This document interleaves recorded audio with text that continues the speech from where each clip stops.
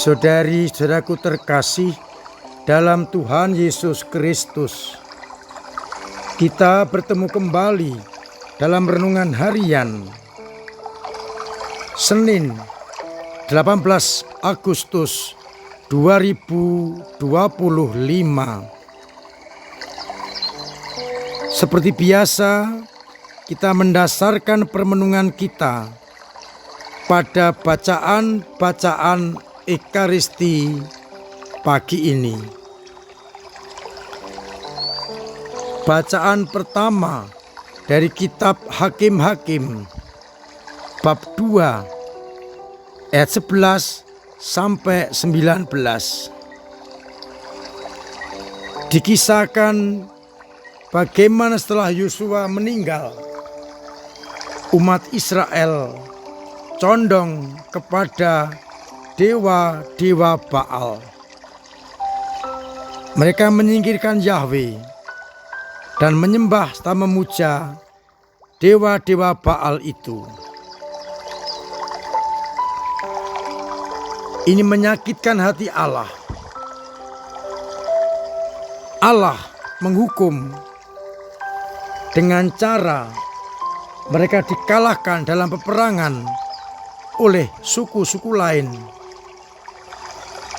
Namun Allah menjaga mereka juga dengan membangkitkan hakim-hakim yang diharapkan akan membantu umat dalam memasuki tanah terjanji. Namun hakim-hakim pun tidak dihiraukan. Apalagi setelah hakim-hakim meninggal, hidup mereka semakin jauh dari Yahweh. Pada bacaan Injil dari Injil Matius bab 19 ayat 16 sampai 22. Dikisahkan seorang pemuda bertanya apa yang harus dibuat untuk hidup yang kekal. Dan Yesus menjawab, "Jika engkau ingin masuk ke dalam hidup yang kekal, turutilah segala perintah Allah." Orang itu menjawab, "Semuanya sudah kuturuti sejak masa mudaku." Yakni jangan membunuh, jangan berzina, jangan mencuri, jangan mengucapkan saksi dusta, hormatilah ayah dan ibumu, dan kasihlah sama manusia seperti dirimu sendiri.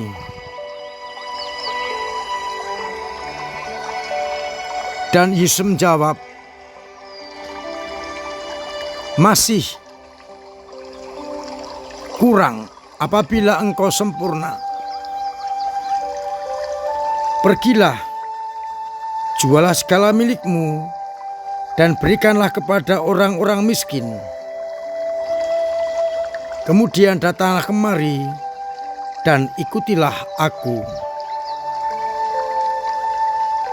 Akhirnya orang ini pergi dengan sedih, sebab hartanya banyak. Saudara-saudaraku terkasih, bacaan yang pertama menggambarkan bagaimana ketidaksetiaan orang-orang Israel kepada Yahweh. Mereka beribadat kepada dewa-dewa Baal, menyingkirkan Yahweh, dan mereka akhirnya mengikuti dewa-dewi Baal.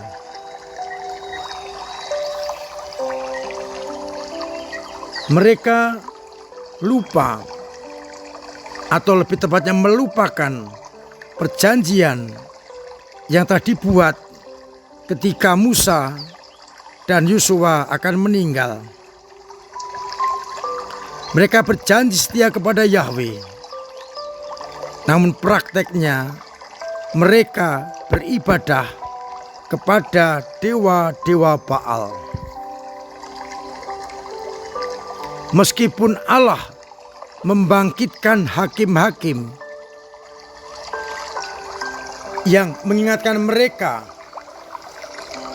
akan kasih karunia Allah, mereka pun tidak dihiraukan. Apalagi setelah hakim-hakim meninggal, umat Israel kembali memuja dan beribadat kepada Baal-Baal. Ini menunjukkan ketidaksetiaan dan tidak konsekuen umat Israel akan janji-janji yang pernah diucapkan sebelum Musa dan Yosua meninggal. Mereka mengikuti kehendak sendiri dengan berpaling dari Yahweh dan mengikuti dewa-dewa Baal. Bagaimana dengan kita? Kita telah merasakan kasih karunia Allah dalam hidup ini dan mengerti Allah lah yang Maha Kuasa. Apakah kita juga seperti orang-orang Israel menyembah dewa-dewa Baal-Baal atau menyembah Allah-Allah yang lain yang tidak mampu menyelamatkan? Ataukah kita tetap setia dan konsekuen pada janji-janji kita untuk mengabdi hanya kepada Allah dan bukan kepada dewa-dewi lain? Berhala-berhala atau Allah-Allah yang lain sekarang ini wujudnya bisa bermacam-macam. Kekayaan, kepandaian,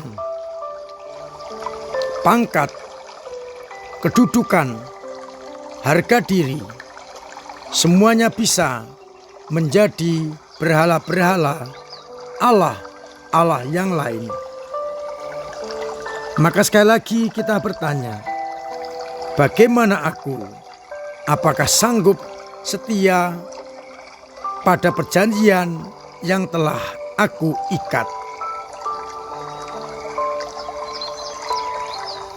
Dari bacaan Injil, kita tidak bicara soal kaya atau miskin,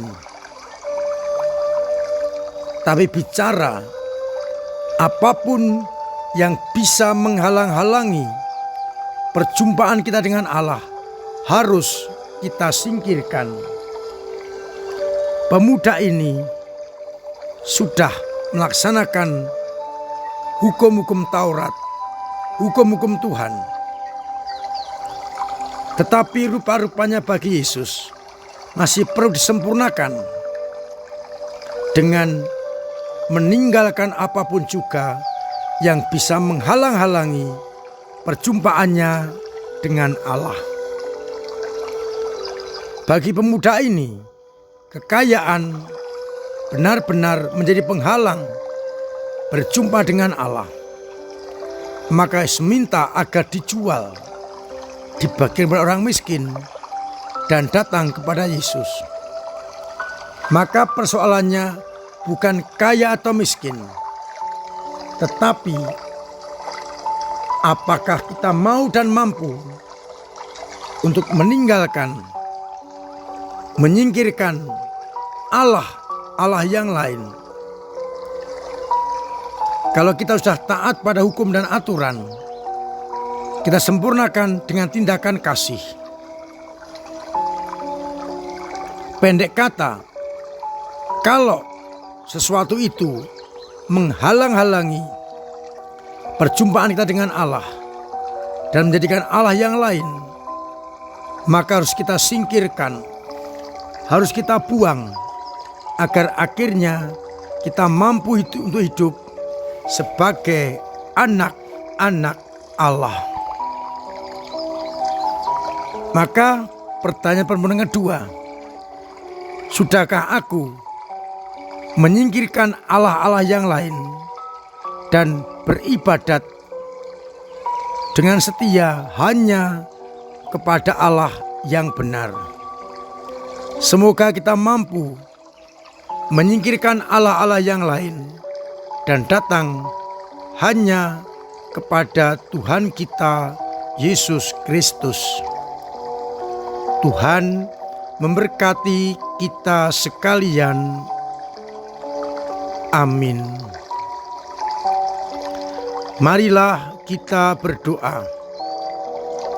Ya Bapa, semoga lewat sabdamu pagi ini kami benar-benar mengambil hikmat untuk mengandalkan Engkau di atas segala-galanya, menyingkirkan Allah-Allah yang lain, agar kami hanya beribadat kepadamu sendiri.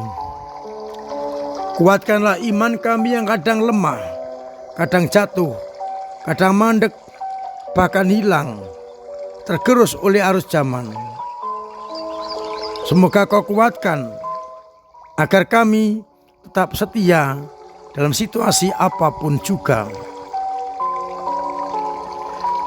Semoga umat-Mu yang sakit Engkau sembuhkan, yang punya beban berat Engkau ringankan, yang punya persoalan bantu untuk mengurai, agar akhirnya kami tetap setia kepada kehendak-Mu. Untuk itu, sertai kami dengan berkat-Mu sendiri, Bapa dan Putra dan Roh Kudus. Amin.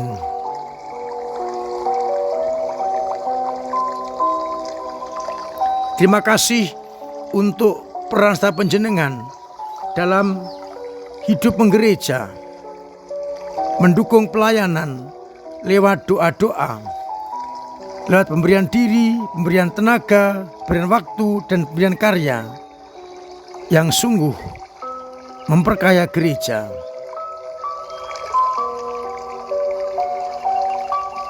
Semoga dengan cara itu kita semakin mampu untuk menghadirkan kerajaan Allah.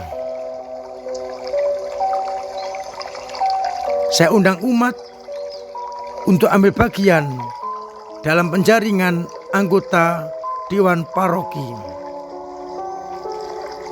Maka silakan mengusulkan lewat ketua lingkungan calon-calon dewan untuk membantu menjadi pelayan gereja kita. Siapapun boleh diajukan asalkan memenuhi kriteria yang ada. Akhirnya saya mengucapkan selamat pagi, selamat merenungkan, salam sehat, Tuhan memberkati.